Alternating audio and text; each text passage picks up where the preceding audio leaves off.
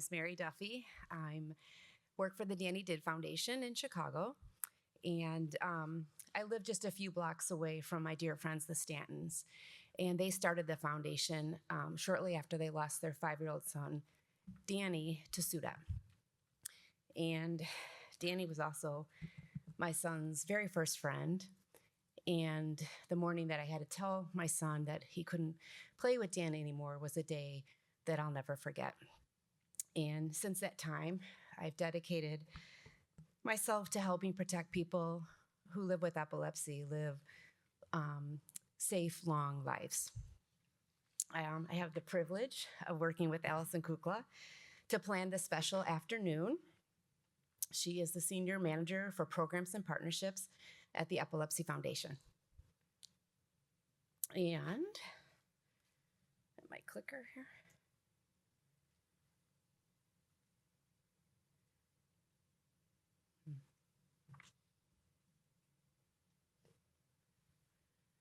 Excuse me, can you help advance the slide? Thank you. Okay, so our first step was to revisit the mission, purpose, and vision that you see here on the screen. These were established in 2023, and Alice and I quickly determined that these statements still serve as the foundational pillars for today's event. And we planned the next 3 hours to align with this framework. We're all here today to discuss mortality and epilepsy with others who also value the importance and urgency of working together to escalate both awareness and action. Many in this room are bereaved, and we hope to create a sense of community, and that would be through education, through sharing personal stories today, and some advocacy opportunities. We share a common bond, which is the desire to end mortality and epilepsy.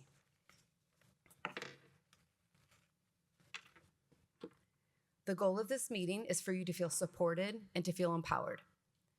Not just this afternoon. We do hope that you will keep in touch with your PAME friends, those that you meet today and tomorrow.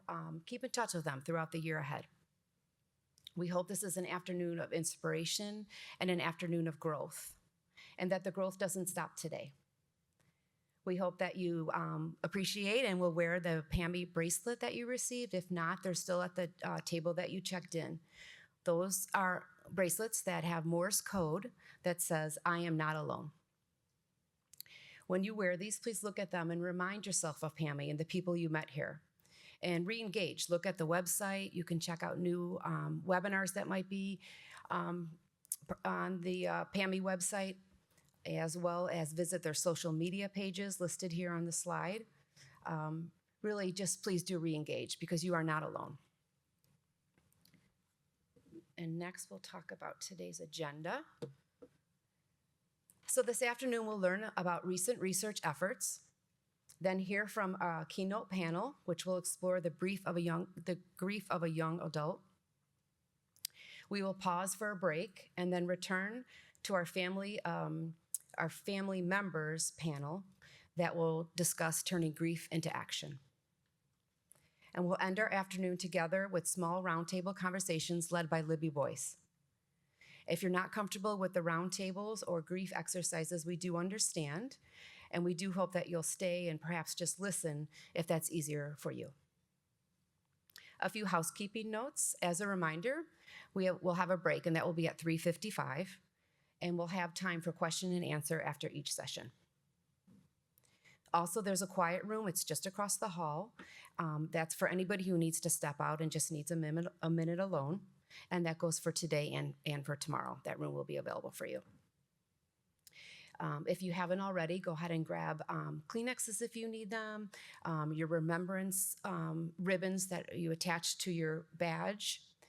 And lastly, there will be a reception this evening at 6 o'clock, and that's right here in this hotel upstairs. It's the Oviatt room, which is the outlook deck of the hotel. So we can continue our conversations there tonight. You'll also meet some of the presenters and some of the researchers that will join us tomorrow. Okay. Next, I would like to introduce you to Maggie Calvert, who has agreed to start this afternoon off for us by sharing her personal story of loss and advocacy. Maggie joins us from the Pittsburgh area and has agreed to share with us what she learned by attending PAME last year, which was her first year with us. Maggie was impacted and encouraged by last year's meeting and has accomplished incredible results to further her beautiful sister Molly's legacy. And I'm very excited to introduce you to Maggie, so welcome.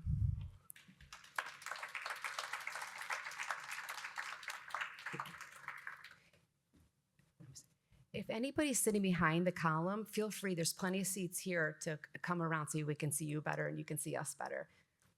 Okay, thanks, Maggie. Thank you. Okay. Let me just sit. All right, she's gonna lean a little, but that's okay. Like Mary said, my name is Maggie Calvert. My pronouns are they, she, and I'm gonna be talking a little bit about my little sister Molly, as well as all the things that I was able to take away from PAME last year.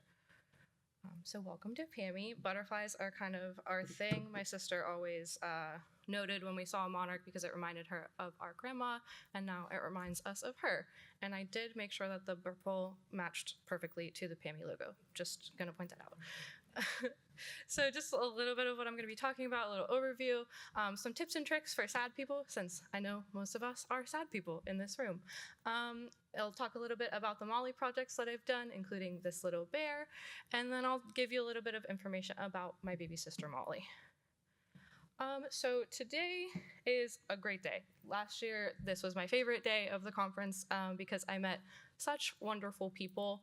I was able to meet people that I was able to stay in touch with, make some really wonderful connections, and also learn a lot about what I wanted to do with my grief. I just realized that I missed a part from the first part. I just want to stop and say thank you to the Danny Did Foundation and to the Epilepsy Foundation, specifically Mary and Allison, who have been really, really wonderful companions on this journey. But anyway, so today, really take the time to meet each other and exchange information. If you need someone tomorrow, please take the time to grab me or anyone else that is a friendly face. We are all here for each other, and we just want to make sure that everybody can get through it. So today's the day that you can let it out, cry. No one's really going to look at you sideways. They're probably going to come give you a hug.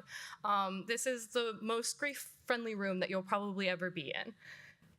Tomorrow is science, which as a humanities gal is very intimidating, but also as a grieving person can be very intimidating, just reading some of the panel topics. So some tips and tricks for that is to take as many breaks as you need. Like Mary said, there is a quiet room. We're also in LA. It's sunny outside. I'm coming from Pittsburgh, so it is cold over there, and it's nice to have the refreshing sunny weather, but take as many breaks as you need. It's okay if some of the panels are too much for you. It's okay to step out. It's okay to cry in the panels as well. There will be scientists, but we're here to inspire them. Your tears will inspire them. It is okay. Use some grounding techniques when you are overwhelmed. I will highly recommend the Finch app, and to add me as a friend on the Finch app. It is a little bird that you take care of by doing self-care tasks. You give it little goals for the day, but it also has grounding techniques in it and like a little first aid kit. So highly recommend. Take a picture of this slide, add me on Finch later. But another grounding technique that I really like is the butterfly hug. So you just squeeze across your chest and then you can tap unilaterally, and that one helps a lot. Another one that I like is just to list all of the words that I can think of. I just pick a letter, F, M, P, whatever works for you, and just list all the words, and that can normally bring you back. But like I said, you can take a break if you need to ground yourself, or you can do those things while you're sitting in the sessions. You can also write a letter either to your person. I like to write my sister letters quite often. I wrote her several letters throughout the presentations last year just to kind of zone in and zone back out. But you could also take the time to write a letter to a new person, someone that you see is having a little bit of a hard time. Write a letter to them and then hand it to them with your contact information so that you can stay in touch. And finally, my last tip and trick is to hear me when I say that it is not your fault that your person died. I know that that guilt and that heaviness can be really hard, especially when you learn all of the things that you wish you could have known just a little bit sooner. All of the devices, all of the interventions that most of our people probably didn't get to experience. That's not your fault. You did the best you could with the information you had.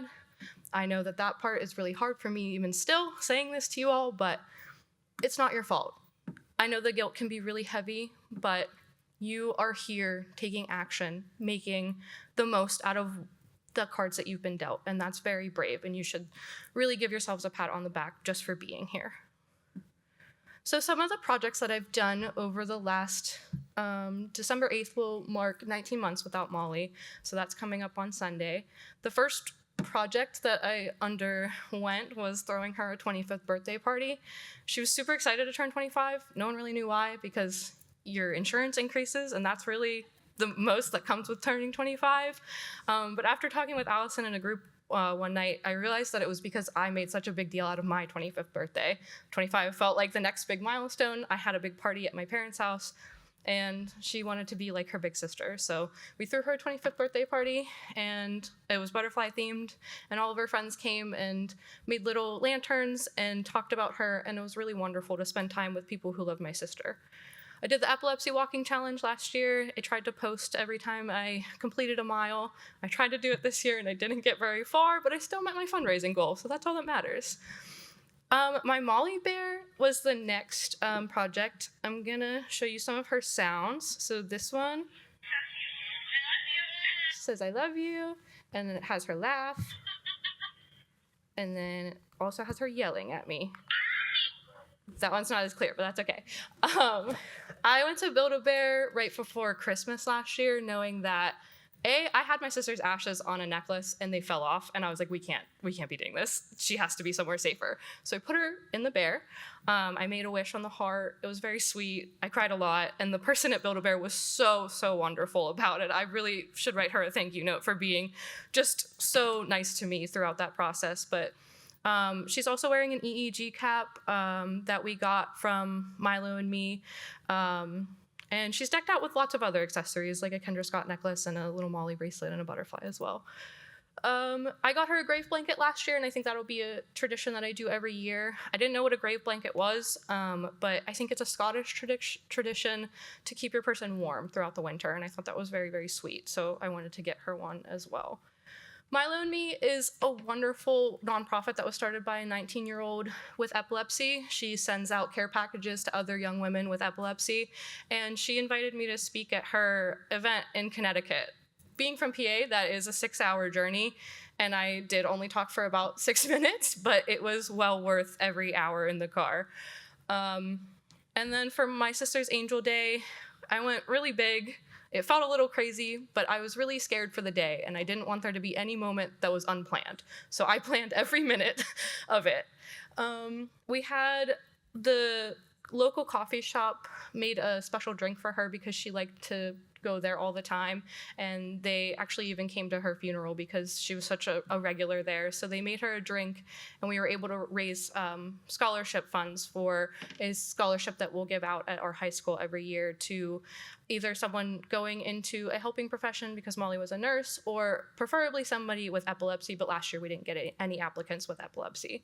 We awarded the first one last year, and the girl is going to college to be a nurse, and she's a wonderful recipient.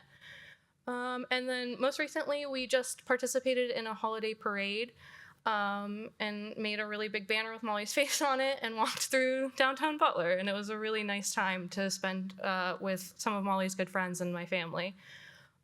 This is a lot, and my biggest takeaway is that you don't have to do anything big with your grief. You don't have to, all you need to do is survive, day by day, minute by minute. And these are some of the things that have helped me survive. And I would really like to give a shout out to David and Yvonne, who inspired me last year. I'm not sure if they're here, but their billboard idea was wonderful. And what I took away from David's speech was all you have to do is ask sometimes. So sometimes there's wild ideas that I get from my sister, and some of these are those. So just do what you can, take every moment by moment, but being here is a good start for your advocacy. And here's just some pictures of my sister. We were lifeguards together. She was a nurse. She loved being an aunt. She loved being a friend.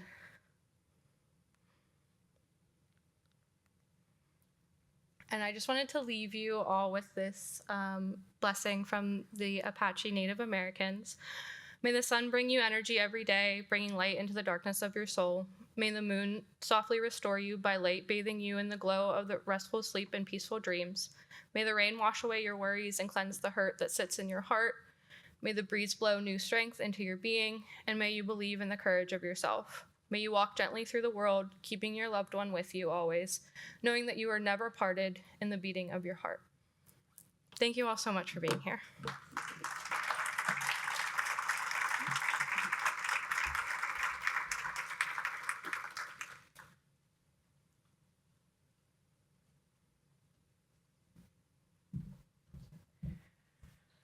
Great job, Maggie. Thank you so much.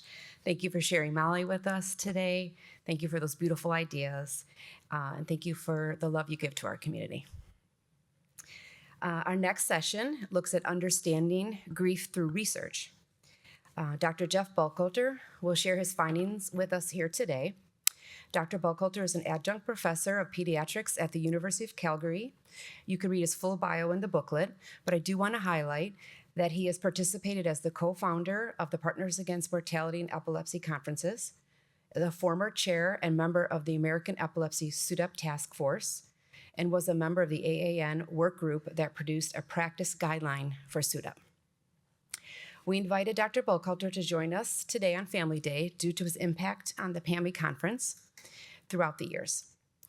We always appreciate the work of researchers and clinicians who dedicate countless hours to mortality and epilepsy, and we're grateful that he can join us here today. I do ask that you pull the note card that's on your chair now as I turn the podium over to Dr. Buckhalter. He will share his research with you and then has requested a favor from us today by completing that card after the session, or you can even do it tonight. There's a basket here you can drop your responses in, or we'll have a basket tomorrow morning as well. It really will help him in order to help drive the next phase of his research. So welcome, Dr. Buckhalter.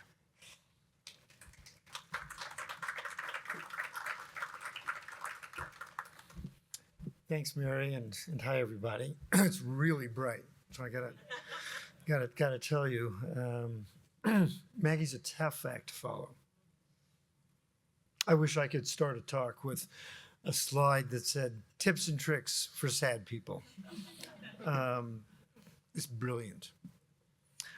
To put it in a little bit of context, the way that PAME came about a dozen years ago was the desire to bring knowledge to the bereaved community. That's what Gardner, Tom Stanton, Danny did. How do we get information to people who've lost a loved one? That's really what PAME's all about. And so in those years, subsequent years, there's always been this tension between, a good tension, between wanting to bring science to you and at the same time make it interesting for scientists so they'll keep doing science. And so it's hard meeting everyone's needs. Today we're going to talk about some science, some research, but to the best of my knowledge, it's really been the first that we've launched, at least in PAME, about grief. So let me give this a...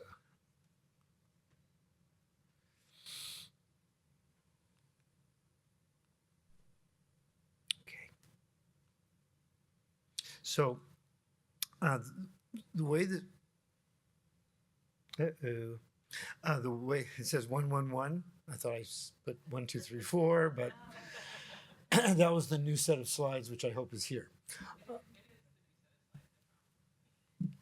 So I said to Allison and Mary, what I really want to do is talk for about 15 minutes and then hear you talk for 20 or 30 minutes, because you have the lived experience. So I gave them the slides. I said, what do you want me to cut? They said nothing. we'll give you a card. So this is sort of your way of providing feedback. But, we're already late, so I'm fine being late for the rest of the day. And we can just keep on going. Genuinely want to hear about your thinking about what research can bring to the grief experience. So what was the motivation for doing this study? The motivation was being in a room like this for a decade with the bereaved. And you hear the heartbreaking stories over and over, different and similar. But what was different was who you were hearing it from and where they were in their grief journey. And that was the hard part, sort of making sense of it all, because everyone's in the same room. And what you hear from someone who's lost a loved one 6 months ago is very different from what you heard from someone 10 years ago. So the idea was to try and learn from it, to provide some information to help guide the process. That was really the motivation. And so you see the goal to understand how grief due to SUDEP evolves with time and what can be done to help. I now realize that was a mistake. It should be to understand how grief due to any cause of premature mortality evolves with time, because it's not just SUDEP, and we know that. So how did we do it? How do you do a scientific study? And through the years, I've learned that the lay public is really pretty much as smart as the scientific public, meaning that you like hearing how things are being done, and you like seeing the data. So that's what I'm going to try and do. So how do you do it? You get together a group of interested people. The people in italics are those that have lost a loved one to some aspect of epilepsy. Dr. Andrews is a clinical psychologist who has a grief practice. Dr. Freebert is a palliative care physician who deals with death and dying all the time, usually related to cancer. And the rest of us are adult and pediatric epileptologists who work in this area. We had a cajillion emails and calls and created a lot of questions. So how do you do it? I had like 150 questions, to which Sarah, I think, said, Jeff, no one's going to do that. How about 5 questions? I said, well, no, we can't do that. And so it was just a lot of back and forth about how many questions, and then what kinds of questions. This is a highly sensitive issue. And so things that you might want to do scientifically, you don't do to grieving people. Questions. So there was just a lot of that moving back and forward. And then we needed to ask folks. So who do you ask? And we asked family members, caregivers, via Danny Did, the SUDEP Institute, which was at the Epilepsy Foundation, the North American SUDEP Registry. We reached out to the Rare Epilepsy Network, and people in all those organizations let it be known that we're doing a survey. Now, the thing that I have to mention is that I think it's a revealing survey. I think it was worthwhile. It's not great science.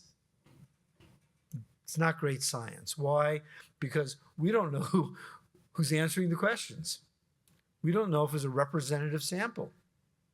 Meaning, let's say we want to do something today and you answered a survey. Are you representative of everyone who's lost someone? You're here for a particular reason. You're able to get here. So we call it ascertainment bias.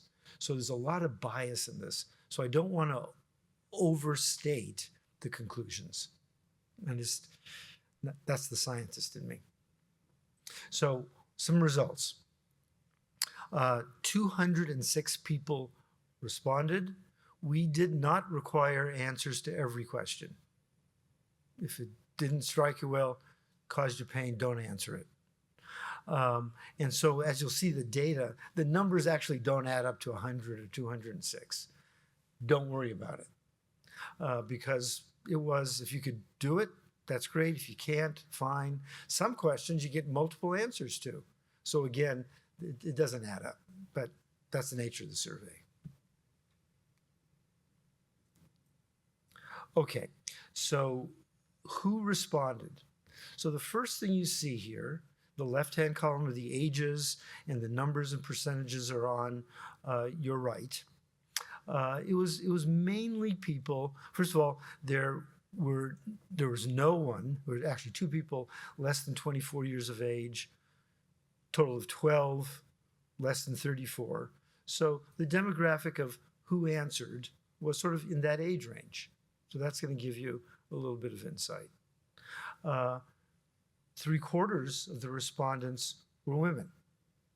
And again, I'll call it out when I can, bias. Is the reaction to grief in men different than women? Yeah, it is, but we lost that here. But I just want to point it out. Race, ethnicity. 94% identified as white. Do we have bias? Yeah. Do we really understand the differences in grief in these ethnicities? No, we don't. But tomorrow there's going to be a poster saying that ethnic Hispanic folks that have different backgrounds answered questions exactly the same way as white folk. So we don't really know, but again, we have a bias. And the people that answered it were 77% parents. It's unusual, Maggie, that we have a sibling speaker. Is the reaction in siblings different than parents? One would expect so. Oops. And now we get into characteristics of the person that died. And sometimes you're going to see numbers on the slides. That was for me to keep track of all of these things. Mary did you a favor with Allison and took out, number 24. So just a couple of each. So the first thing, age at the time of death, from the first year of life to 64 years of age. Predominantly male, also seen in other studies. Unclear why that's true. And again, this is an old finding. Convulsions in the last 6 months, tonic-clonic seizures, 3/4. What I want to draw your attention to is the 25% who didn't have a convulsion, a tonic-clonic seizure, in the last 6 months. Number of anti-seizure medications, almost 10% were on none, almost half were on one, and half had no comorbidity, meaning they didn't have an underlying illness, they didn't have intellectual disability issues. The conclusion that I want to draw from this slide is that SUDEP can occur in anyone with epilepsy.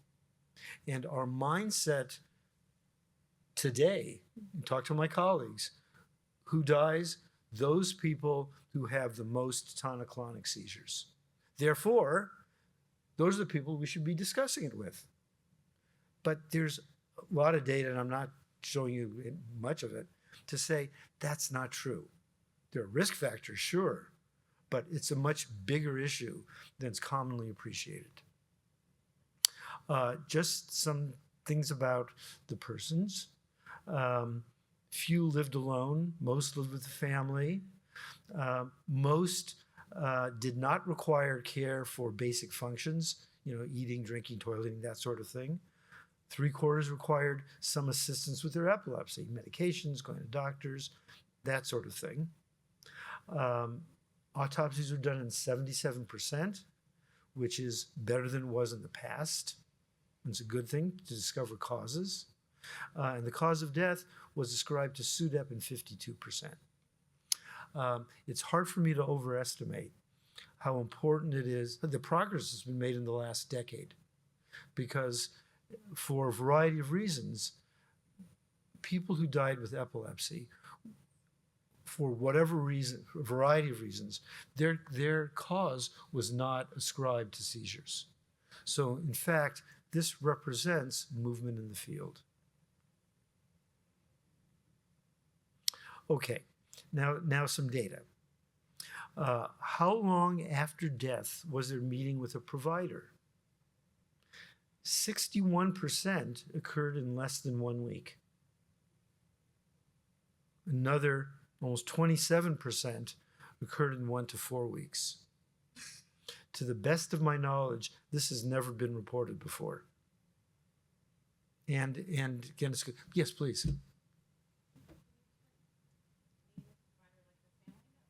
Yes. Yes. Yeah. And please call me out because the titles change as I go through this. So if I haven't been clear, just what are you talking about? Yeah. I personally, as a provider, was not aware that the contact was so soon, which is a good thing. It's a good thing. But now look at the next question. All my questions were answered during the meeting with the provider. Only 17% or so were satisfied with the questions answered. Another 28% were sort of okay, but the majority were not satisfied. And, why could that be? Well, maybe one reason is asking questions you didn't know the answer to. Like, why did this happen? Or the autopsy hadn't been done yet, so looking for other causes. But again, this is something which is positive. And in this journey, there's a lot of anger. Just to tell you what I've heard for the last decade. And I think what we have to do is look to the positive things that people are doing and reinforce them and get folks to do the stuff that they should be doing and to be as positive about this as we can. Oops. Knowledge. Before death, did you, meaning the person that's responding, know that people with epilepsy are at risk for sudden death? Almost 70% no. Not surprising. Before death, was the person told about the possibility of SUDEP? Almost the same answer. 70% no. Again, this has been the same for the last 20 years. How did you learn about SUDEP? And the answer was from the doctor in 42%, from the internet in 30%. And, this brings up a big issue. This is not the kind of thing you want to find out about and learn about on Reddit. You want to talk to somebody that knows something about it. And so this is an area of potential improvement. And almost 20% heard about it from an advocacy group.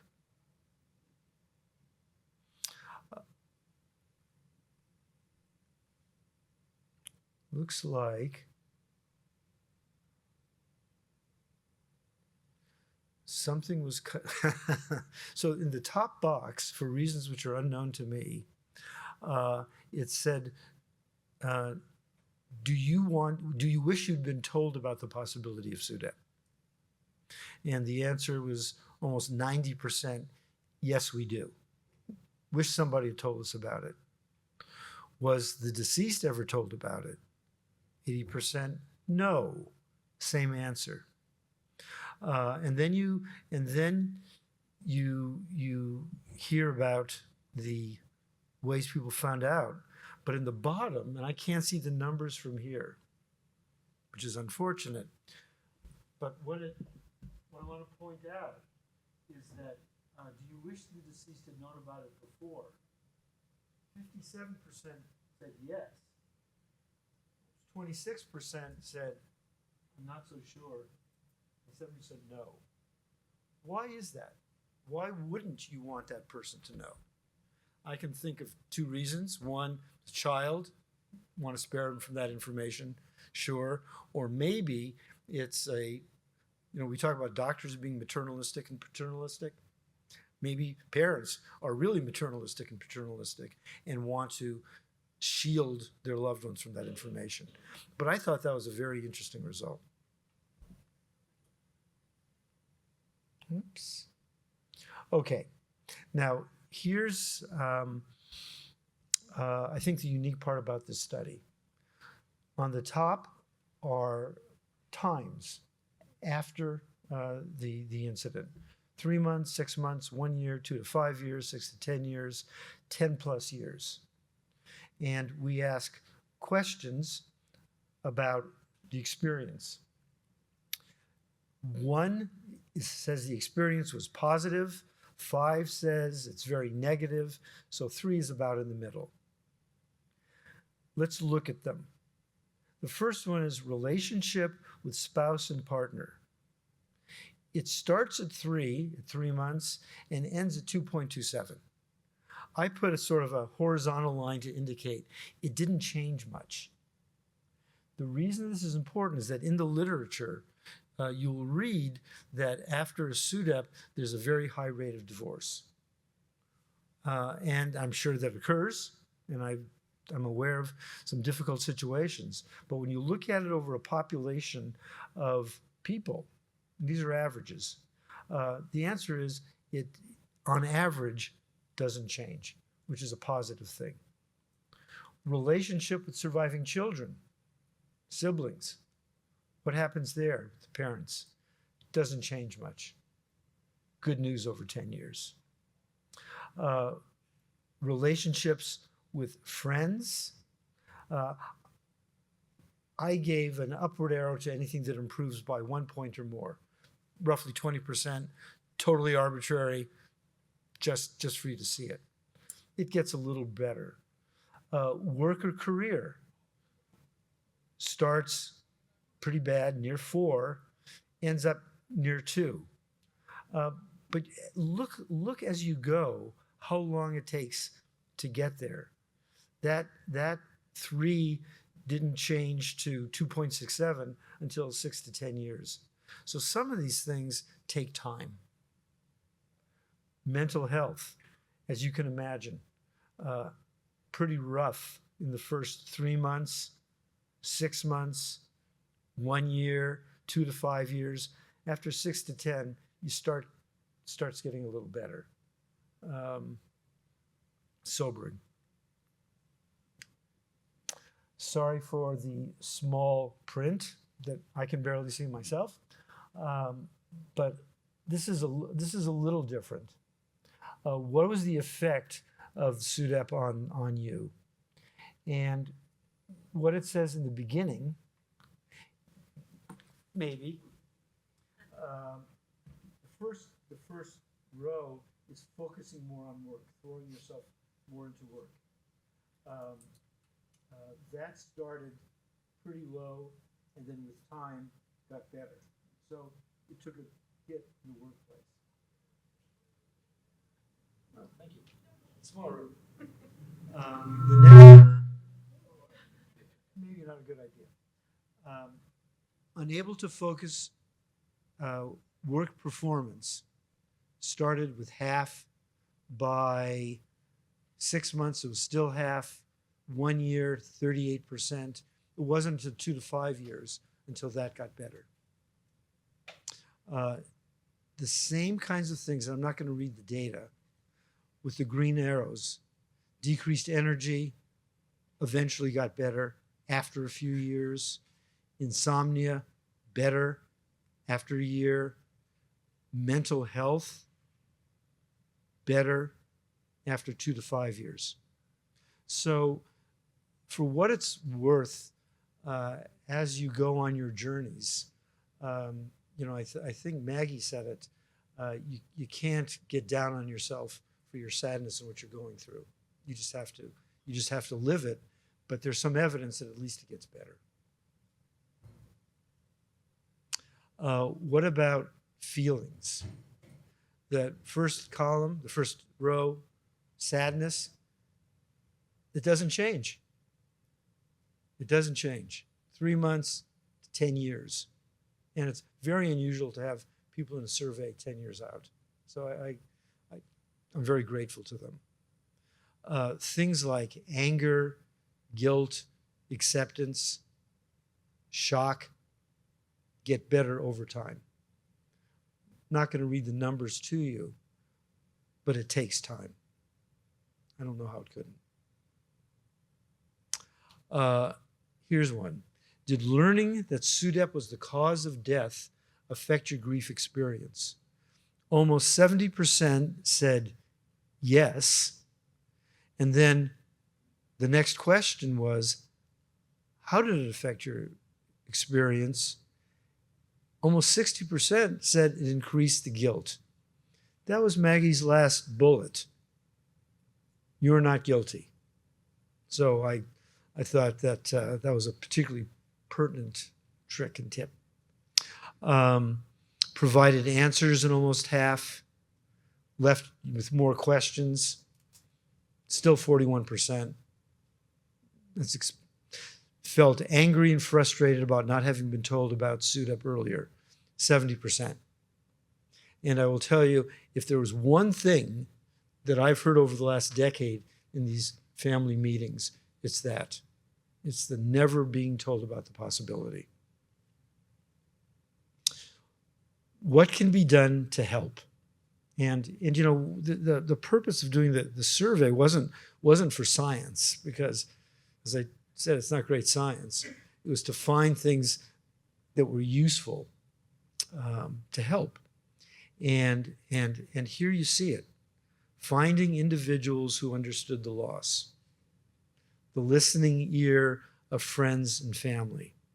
Meeting others who have similar experience. Working to prevent the problem from happening to others.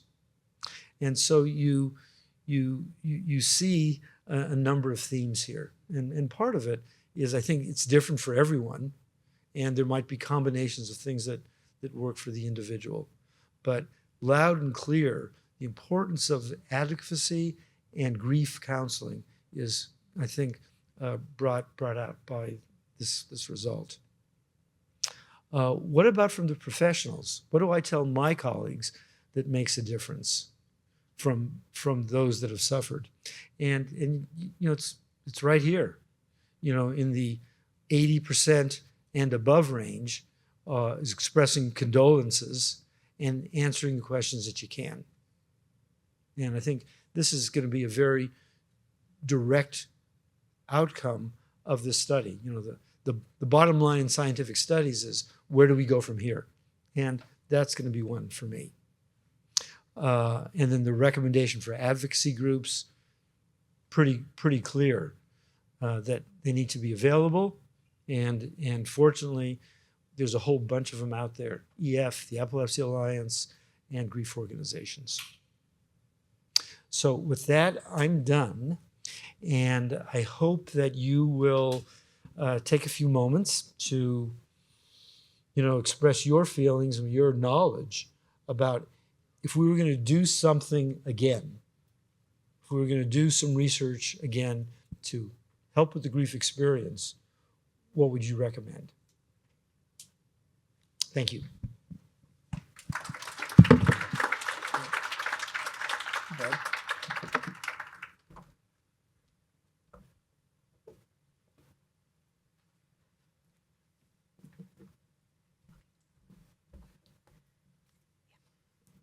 Okay, thank you, Dr. Buckhalter. We appreciate you conducting the research and sharing it with us today. Again, we probably won't have time for question and answers, just to get us back on schedule. So really leaning on that note card to get your feedback back. So we'll share that with Dr. Buckhalter. You can put it in this basket at the end of the session today, or find us tomorrow.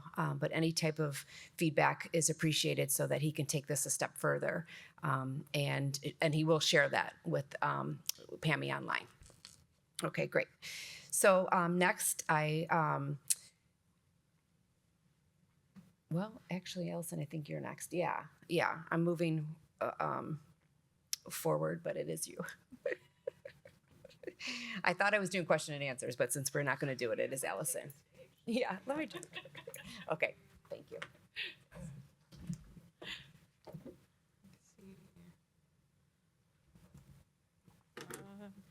test out the clicker here.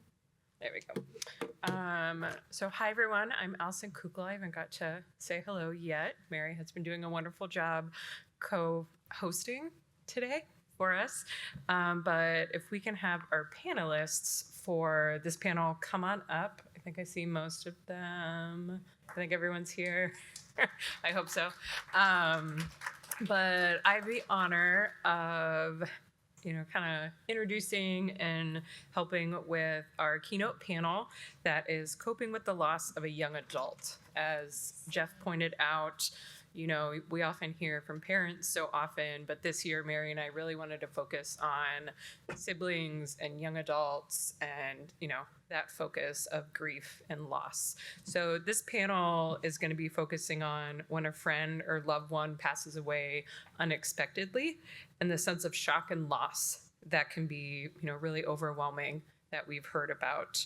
The panelists are first going to share their stories with you, and then Heather, to my right here, with the Cameron Boyce Foundation, is going to lead a discussion about their journeys towards healing and navigating the unexpected loss of the young adult in their life. And they'll share invaluable tools and resources and just how they've grieved on their journey with the group.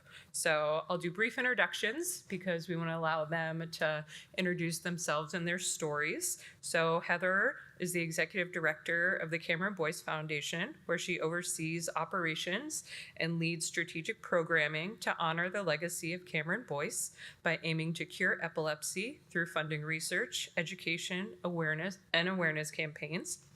And we have Esmeralda Lopez, who is a teacher in San Diego and a bereaved family member. She lost her brother Sergio to SUDEP in 2022, and her family and herself miss him dearly. Esmeralda honors his life by sharing his story and spreading joy and light, just like Sergio did.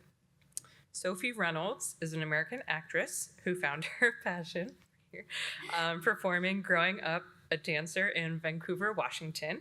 She is best known for her starring roles in Disney XD's Gamer's Guide to Pretty Much Everything and Spectrum's original series LA's Finest. She continues to act while attending UCLA, pursuing a BA in sociology with a film, television, and digital media minor. She's also an advocate for epilepsy research and awareness and serving as a member of the advisory board for the Cameron Boyce Foundation.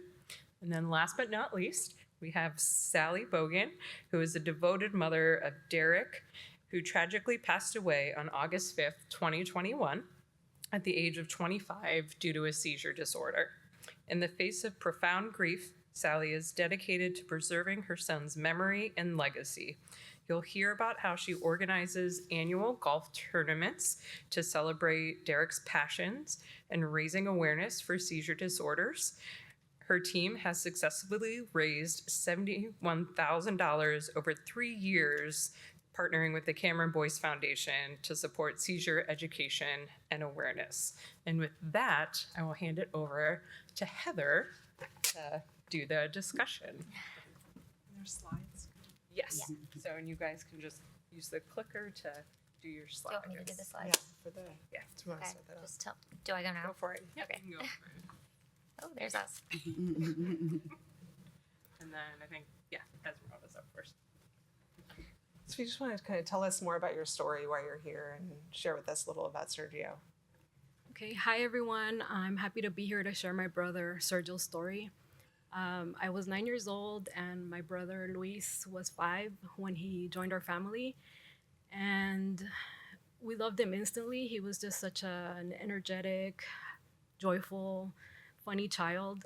He just followed us around everywhere and just make us laugh all of the time. And as the youngest, as the baby of the family, he was spoiled with love and attention. And he continued being the same way his entire life. Ever since he was very young, he loved the camera. So we're very grateful that we have so many pictures and videos of him. So he would be the one that would ask us to take pictures of him. So that was the funny part about it. he was passionate about soccer, so he would always ask me to film him trying his soccer tricks. And in the summers when we'd be home from school, we'd be bored, and he would ask us to vlog and create random music videos, like a rock video and a music video. And he was just very, like I said, energetic and creative, and so there was never a dull moment when he was around. As an adult, he remained the same. So if you see his Instagram or Facebook, you'll see that he has a lot of selfies, a lot of gym pictures, workout videos, and even dance videos. In 2019, when the Drake Kiki challenge was viral, he asked me to film him doing it. We did it safely though on a deserted road, and I wasn't driving when he got out of the car. So things like that. And he asked me to come out in some dance TikToks in 2020 when we were stuck at home. They're very embarrassing, but I'm happy that we have those memories captured. He was also very determined, and like I said, very spoiled. So anytime he heard no, he would fight it. I have a quick story. When he was about 5 years old, he wanted hot Cheetos, and my parents told him no. He kept begging and begging, and they just kept saying no. And then he ended up going on his own to get his bag, and we didn't notice that he left the house. He came back with his Cheetos, and we were just like, what happened? How did he even pay for it? We don't know. But that was just him. He just, like I said, he had to get what he wanted. And as an adult, he continued being that way. So in that picture where he's with my parents in the bottom right, that was at his ceremony for the fire academy. And so his dream was to be a firefighter. Unfortunately, they told him no because of his epilepsy and because he was taking the anti-seizure medication. But like I said, Sergio would always fight for what he wanted. So he tried his best. He appealed it multiple times. He even went to go speak to the fire chief. But it's okay. He pivoted. He tried other careers, and he faced the same challenge because of epilepsy. But we're so grateful that before he died, he was given an opportunity by MTC, and he became an officer for them, and he was so happy. So we're so proud of him, and we're also very grateful for him, for all of the joy he brought to our lives. And he continues to bring us joy through his daughter. She's the one right there in the center. That's Julieta. She was born a few months after he died. And as you see her smile there and Sergio's smile in the pictures, she has the same spirit as Sergio. She's also very joyful.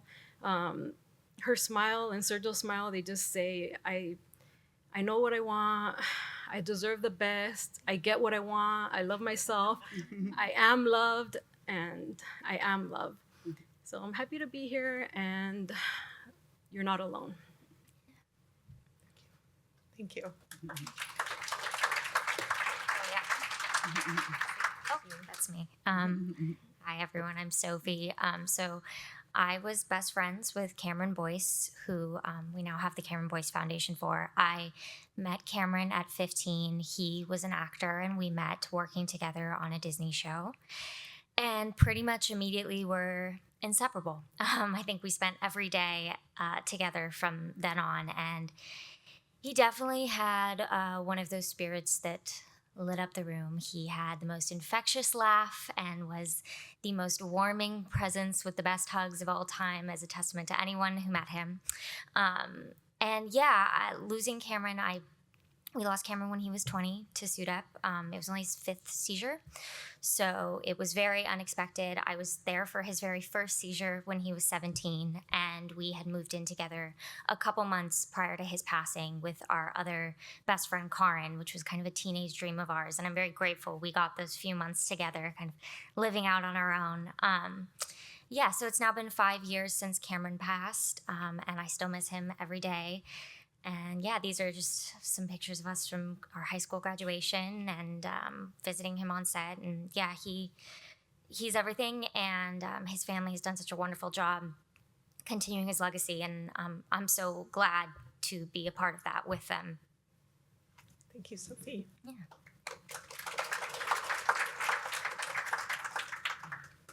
Well, I'm going to try to get through this.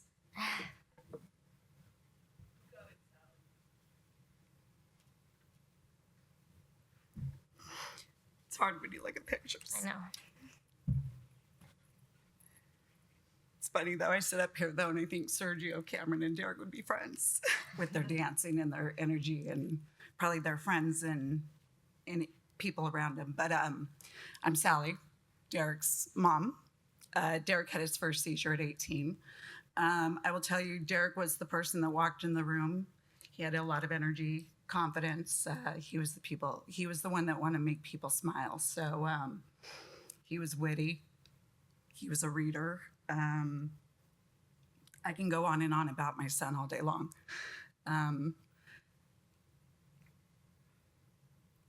It's really hard. This is the first venue, I guess, outside of the golf tournament, and just raising money, partnering with the Camera Voice Foundation, raising money towards epilepsy and awareness and education, that I've really just got up and spoke about this. So it's difficult, but I'm honored to be here and speak about Derek and just continue his legacy. So I appreciate being here. Thank you. Thank you, Sally. You know, it's interesting hearing Dr. Buchalter's talk prior to this, where you see this improvement of outcomes kind of over time, over that 10-year period. And it makes me question sort of why? Why is that happening? And I'm hoping, you know, some of these stories that you guys can share with us will, you know, shed some light on that and maybe help some others kind of reach those outcomes as well. So, you know, just maybe keep that in mind with the kind of questions I'll sort of start off with here. Also understand that the passing of a young adult is very unique in that as a young adult, you're independent. Your family is your family, but your peers are also your family. So it affects more than just your immediate family as well. So I'm very happy that Sophie is here to kind of talk on that piece as well, because you don't hear about that as much. So I guess the first question I would have for you guys, and don't feel the need to answer, not everyone has to answer one, I have specifics for all of you, but what were some ways that your friends and community supported you while grieving, kind of then and now? And have you seen sort of a shift from that beginning piece, you know, and how has that changed over time? Maybe start, how about you, Sophie? Yeah. My friends were an amazing savior for me through this. I actually think I had a little bit of a hard time sometimes with my parents because I was so inseparable from my friends at the time. I like needed to be near them because I always said each one of them had something of Cameron that like reminded me of him. And I also had, I think, some mild kind of PTSD symptoms of feeling like if I couldn't see them, maybe they were gone. I'm happy to report I don't feel that way anymore. But at the time, it was so helpful to know that I had the same kind of energy from them, that they would check in on me every day, or they would send me a text if we hadn't talked in a couple of hours. And yeah, I think the most important thing with friends, for me, it was the space where I didn't have to have any kind of performative grief. They very much accepted whatever it was. I remember after Cameron's memorial service, where all of our friends came that night, my friend group, we just hung out at my friend's house and we made pizzas and we danced and laughed for like 2 hours. And it was the strangest thing because it was the saddest day, but there was absolutely no judgment. And that night we all said, like, we felt closer to him than we had through any of like sort of the traditional grieving processes, that we felt like we were supposed to feel something. And so I think finding those people, that community can be, who are non-judgmental in that, can be really helpful. But also know that like you might trigger each other. I think like I had a friend, we grieved very differently, and sometimes he needed to talk about something when I didn't. And like having multiple people we could go to so we weren't completely reliant on our individual selves was really, really, really helpful. How about you, Sally? Yeah, I don't know that my husband and myself can get through this without our support group, to be honest with you. I mean, I think very quickly, Derek being our only son, it was, what do you guys need? What do we need to do? And I think it was, how do we continue his legacy? What do we need to do?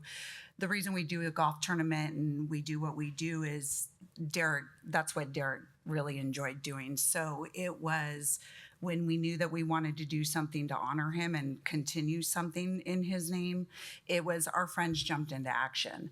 And just having that support group was really nice. And just like you're saying, Sophie, though, like we're also realizing though that we also have family that has to grieve, and we have to allow them to grieve the way that they need to grieve. And so we have to allow space for others too. And so we're still dealing with that and still learning how to go through that even 3.5 years later. So Yeah. Yes. For me personally, I'm also very grateful for all of my friends. As you all know, in the beginning, when it was recent, words didn't help, but them just being there really helped. Of course, the first few months I couldn't sleep, and so one of my best friends, she would be on the phone with me until I fell asleep, because she knew. I would tell her it's okay. I felt guilty because she was a mom and had her family, and she's like, "No, I'll stay on the phone until you don't respond." And so I'm so grateful for that. And as time, it's been 2 years. Now it's when words are helping. Now I'm able to actually listen and try to do more. So for us, the San Diego Epilepsy Foundation's Sharon's Run, Ride, Walk is a meaningful event because our friends and family help fundraise for that, and they also participate. We run a 5K, and it's special for us because Sergio was very physically active, and so and also we're with the community, and I run with Sergio's sign, the one that says Team Sergio, and I love that because then people around will scream out his name, and of course for us that feels great to hear his name. So for us, it's just them being there for us. Well, and to what you're saying, Esmeralda, and everyone sort of alluded, so I'll go more specific there. I think grief and loss can really sometimes change the direction of your life, whether it be to help a cause, to help this not to happen to anyone else, or it could just be something that person was passionate about. You heard about the scholarship in a helping degree, right? So maybe, Sophie, can you speak a little bit to that and how you've seen that sort of change your direction and what you're working on now?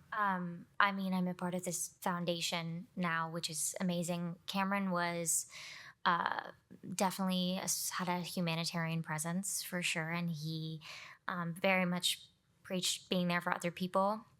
And I think his family's really tried to put that forward, and we've really tried to carry on, even not just through the foundation, but even in my day-to-day, I just try and carry on. Like, I remember he was always inspiring me to be more artistic and in touch with that side of me. And I think that's something that not only do we like to support with the foundation, but that I try to do in my everyday because of him. And I think that kind of stuff, channeling your grief into something. And for us, it's become this, and talking about epilepsy and SUDEP with people.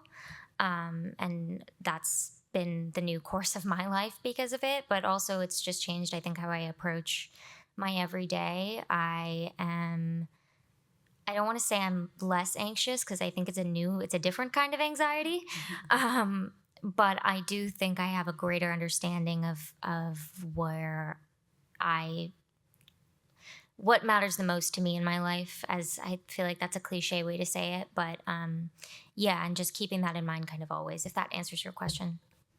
Definitely. I mean, I think, I think with the foundation, I have a Yeah, front row seat to it. And she sees it every day. Amazing to see someone so invested based on a friend and really wanting to help other people because of it. I just find that so honorable. And Sally, I know for you too, we've been extremely lucky to meet you, unfortunately. But if you could talk a little bit about sort of the experience of the golf tournament that you've alluded to, and how that sort of helps you and your community heal, if that's even a thing. I mean, just the fact that we've just been able to do what we're doing with this golf tournament and the people coming together in the last 3 years and raising what we've done in honor of Derek, and it's amazing. and I mean, we're already talking about next year and what we're going to do. And I just can't believe that people are going to come together every year and do this. And so we're really excited about that. And it just, that's the thing that excites me. And I think that just keeps me going because it does take time and it takes effort to put something like that together. And it's something that it gives me energy. It wakes me up in the morning, it gives me something to do, takes my mind off something. I think these connections kind of breed hope, right? And Yeah. more connections and more kind of conversation around it. Yeah, but I also want to add that if like something as big as throwing a golf tournament Yeah, doesn't no. feel feasible in the current moment, like that's okay too. I think there's so many days where I was like, I just don't want anyone to look at me today, and that is how I'm going to get through today. And I think that it's like once I go back to that sort of non-judgmental thing, if there's like so many different ways to funnel it, but being here and sometimes if it's just like I said, bring yourself to talk about it at all can make a huge difference for people. Yeah, and Sophie, just because you brought it up, I'm going to ask you the question about, grief can be such a private thing, but it can be different if someone's in the public eye who passes and kind of knows you and knows your connection. So can you speak a little bit to sort of how that felt? Yeah, it's a wild experience. I will say so many people across the world were grieving Cameron, and that is beautiful and amazing. But it's also very strange to kind of feel like this person that you knew very intimately is like being seen by so many people, and now you're being seen. And I think I struggled with that a lot, I admit. And now years later, I can look at all of the tributes and feel like, wow, that's really beautiful. But at the time, I almost felt sometimes protective over my relationship. And I think that's something that's relatable to maybe to anybody to some degree, of feeling like, I don't know, I know this person this way, and everybody else has their own experience, and that doesn't take away from mine. But I think sometimes it felt that way at first. But I'll also add the gift of the public eye in this particular situation. Not only do people still talk about Cameron, but if you do feel alone with epilepsy or SUDEP, I get people almost every day that talk about epilepsy with me. So many people in my life, everybody tells me they'd never heard of SUDEP until Cameron passed away. And I know like Google searches for SUDEP at the time rose exponentially. So I do find comfort in that. Once again, it's about sharing and the visibility. While that was very hard personally at the time, and I literally wanted to run away and kind of did, I now have a lot more kind of appreciation for the public aspect. But yeah, it's hard. Everybody has a right to grieve, even if it is just a celebrity that you didn't know. They still have their own story, and that's really beautiful. And it just doesn't take away from yours. And I think that took me a really long time to learn. Yeah. Totally makes sense. And specific for you, Esmeralda, I think something interesting, your Sergio was a father as a young adult. And so how does that sort of affect how you'll communicate with his daughter as she gets older? So she's 2.5 years old, and I have been struggling with how can I teach her about her father. But I love writing, and so my plan is to write different books. I've already started writing down some of my memories with Sergio, and I've asked, of course, my brother and Sergio's best friend and Sergio's closest cousin to share certain things that they remember about Sergio. And my plan is to write like a children's book, and then a longer book with more details for when she's older. So that's something that I want to do, but also just incorporating him, as we've been doing, in everything. I just got married this year, and for the father-daughter dance, we chose a song that we dedicated to Sergio. It's called Amor Eterno, which is eternal love. And Julieta was there. She was a flower girl, and so she just sees that we're constantly honoring Sergio. We had his framed picture there. So my therapist always says death equals change. And so just finding these new, different ways of adapting to this grief journey.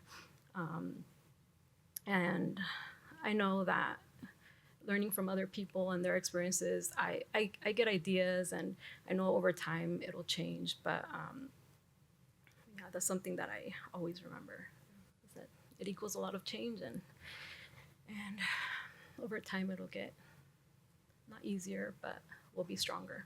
And she'll get to know him in the process, which, yeah. Yeah. And for sake of time and just the sort of the last thing I'd love to ask, and I'm staring at the Build-A-Bear, so it's an inspiring question. You know, everyone kind of handles grief differently and celebrates, commemorates their loved one differently.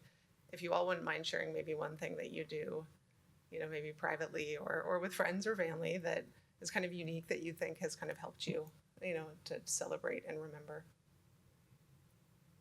Do you want to go? I'll go first. One thing, like one of my favorite traditions, is on Cameron's birthday. My friends, we do breakfast for dinner because breakfast food was his favorite and he loved cereal. So we get like all the junk food cereals and we line them up and we have a big breakfast for dinner and it's very celebratory. So yeah, but I also think like one thing that is my favorite, and it kind of goes with the public eye thing too, but sometimes when people pass away, I think we have a tendency to only like talk about them in these really grand terms and these really like idealistic things. And I like to remember the person that like blew burps in my face every chance he could. And to me, like telling those stories of them being like imperfect humans is a really important way that I kind of keep that memory alive, because it helps me from being like, ooh, they're an angel and all of that, which he was amazing, but he also was like a fun friend and had so many flaws, and I love to kind of share that. So that's my everyday, and then the breakfast for dinner is the birthday tradition. And one thing that we like to do, whether it's his birthday or just his anniversary of his passing, is we have a favorite Italian spot in Santa Clarita where we live. And whether we go just my husband and myself, or we invite our family and friends, and we like to go there. And it's family owned, and they all know Derek, and that's where he had his birthday. So they like to open it up to us, and we like to go there. So. That's nice. Yeah, for me, some traditions I had with Sergio were like to work out in the morning. Like for instance, before our Thanksgiving dinner, every Thanksgiving we'd go to the gym early in the morning, get our workout in, and so I still try to do that. So this year I did a turkey trot. So I always think of him, and so special days, like he was saying, like the anniversary and their birthdays, we try to do the things he loved, like try eating the foods he enjoyed, even like listening to the music he loved, since he loved music, he loved dancing, he loved karaoke. So we do those things still, and it just helps us celebrate them and celebrate him and connect with him. Thank you. And I think for me, just hearing these stories keeps them alive in some way. And I get to know, you know, the burping stuff and all the other little stuff that Sophie shares. But I think you really get to learn who these humans were, imperfect and wonderful at the same time. And so I just wanted to thank you all for sharing your experiences. Hopefully that, you know, we can all talk throughout the next 2 days and we can hear all of your stories as well. Yeah. And yeah, some questions. Oh yeah. Finney.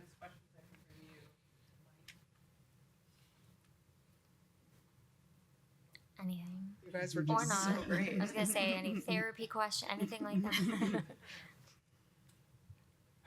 Okay.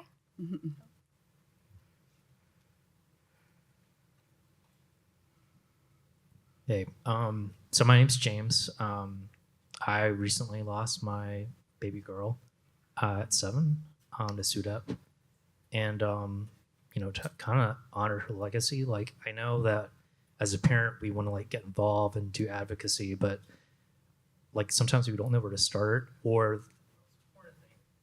so this just go. The most important thing is like we don't have the capital, right?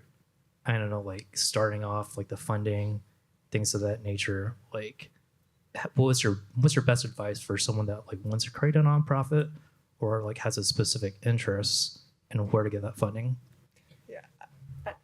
Well, maybe I could just start with that because I didn't have that either. And just when I started the golf tournament, I mean, I just had friends that my son enjoyed golf. So, but they reached out to the Cameron Boyce Foundation, and luckily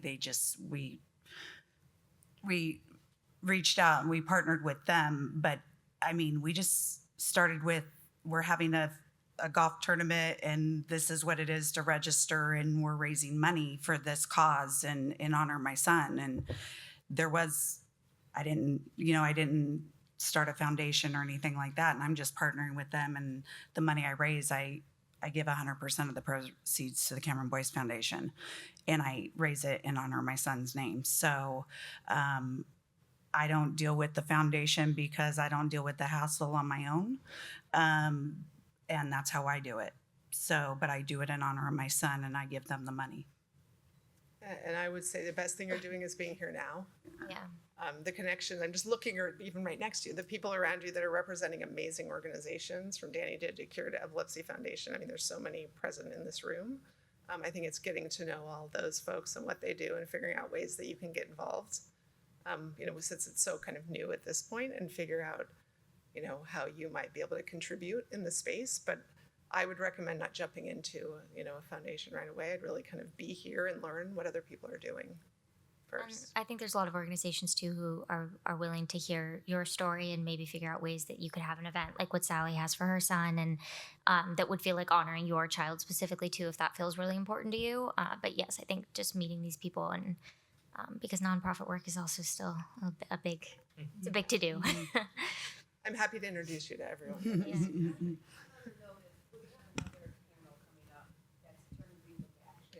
Oh.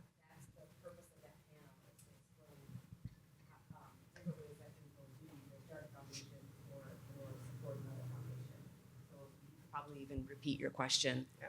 and get a different response too. So more to come. Well, thank you all. Good. Anyone else? Yeah. Thank you.